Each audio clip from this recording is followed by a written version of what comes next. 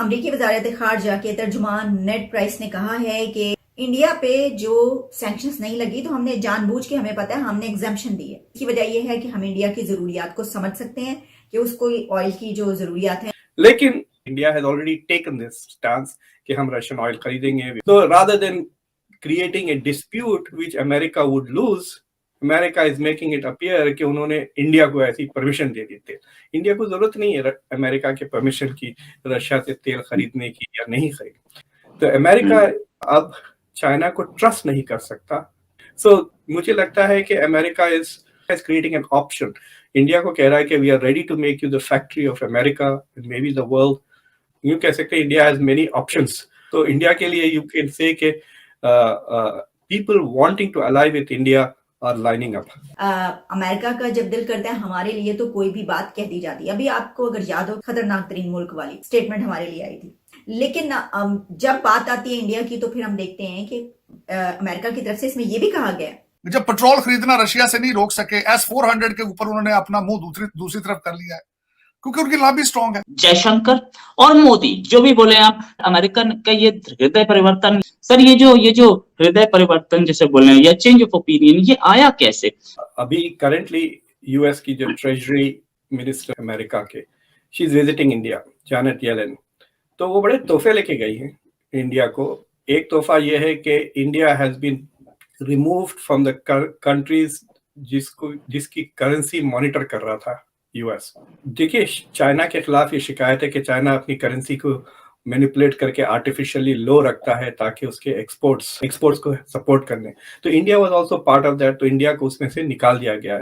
और दूसरा उन्होंने अनाउंसमेंट ये किया कि India can now buy whatever amount of Russian oil it wishes.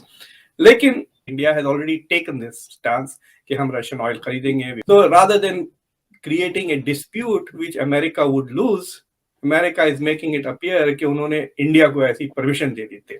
India को जरूरत नहीं है अमेरिका के परमिशन की रशिया से तेल खरीदने की या नहीं खरीद। एक तोहफा जो इंडिया के लिए लेके गए हैं कि द यूएस हैज अनाउंस्ड कि जो अमेरिका की सबसे बड़ी सोलर पावर की कंपनी है उसको $500 मिलियन यूएस दे रहा है ताकि वो तमिलनाडु में सोलर सेल बनाना शुरू करे।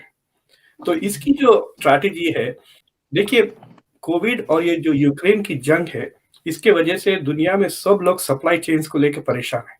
तो ये सप्लाई चेन्स का जो रीफॉर्मुलेशन हो रहा है या डीग्लोबलाइजेशन का रिस्पॉन्स ये हो रहा कि हर मुल्क चाहता है कि उसकी सप्लाई चेन ऐसे मुल्क से कनेक्टेड हो जो उसका दोस्त है। तो अमेरिका अब चाइना को ट्रस्ट नहीं कर सकता because it is a geopolitical adversary. So मुझे लगता है कि America is creating an option. India को कह रहा है कि we are ready to make you the factory of America and maybe the world. Are you willing to play ball? India has to signal yes, और वो signal would be China से दूर हो जाए, मे बी इवन रशिया से दूर हो जाए। ठीक है, रशिया से आप तेल खरीदते रहे बिकॉज अमेरिका ऑल्सो अंडरस्टैंड्स कि ये एक टेम्पररी चीज है। उसके बाद it will not, UAE, Saudi और Iraqi oil will always be cheaper for India than Russian oil if the markets are normal. Plus, the Saudi Crown Prince himself is coming to India. तो वो भी यही चाहेंगे कि उनके exports India को बढ़े और वो इन्वेस्ट भी कर रहे हैं इंडिया के पेट्रोकेमिकल इंडस्ट्री में। सो इंडिया हैज, यूं कह सकते हैं इंडिया हैज मेनी ऑप्शंस। तो इंडिया के लिए यू कैन से कि people wanting to ally with India are lining up. अमरीकी वजारत खारजा के तर्जुमान नेड प्राइस ने कहा है कि दूसरे ममालिक जो अदर कंट्रीज हैं उनको लाजिम है कि रशिया के साथ तिजारती ताल्लुकात पर इन्हसार कम करें। रशिया इज नॉट रिलायबल, ये भी उन्होंने कहा। लेकिन जब इंडिया की बात आती है तो उन्होंने कहा कि इंडिया पे जो सैंक्शंस नहीं लगी तो हमने जानबूझ के, हमें पता है, हमने एग्जाम्पशन दी है। इसकी वजह यह है कि हम इंडिया की जरूरियात को समझ सकते हैं कि उसको ऑयल की जो जरूरियात है, और फिर इसमें यह भी कि इंडिया और रशिया के जो ताल्लुकात हैं वो बहुत पुराने हैं। यही वजह है कि हमने इस किस्म का कोई स्टेप नहीं लिया। अब ये उनकी स्टेटमेंट या उनकी ये बातचीत उस वक्त नजर आई है जब एक दिन पहले इंडिया के external affairs minister doctor S Jaishankar Russia के विजिट पर थे। उस पे क्योंकि उनकी लॉबी स्ट्रांग है, चाहे इस वक्त जो जिस तरह मैंने आपको बताया है, जब पेट्रोल खरीदना रशिया से नहीं रोक सके, S-400 के ऊपर उन्होंने अपना मुंह दूसरी तरफ कर लिया है क्योंकि उनकी लॉबी स्ट्रांग है। इस वक्त 300 से ज्यादा पॉलिसी रिलेटेड अपॉइंटमेंट्स हैं व्हाइट हाउस की। दिवाली मनाई जाती है। और मैं यहां तक बताऊं आपको, आलिए, दोनों पार्टीज की ads, Democrat and Republican party की एड्स चल रही थी टीवीज पे।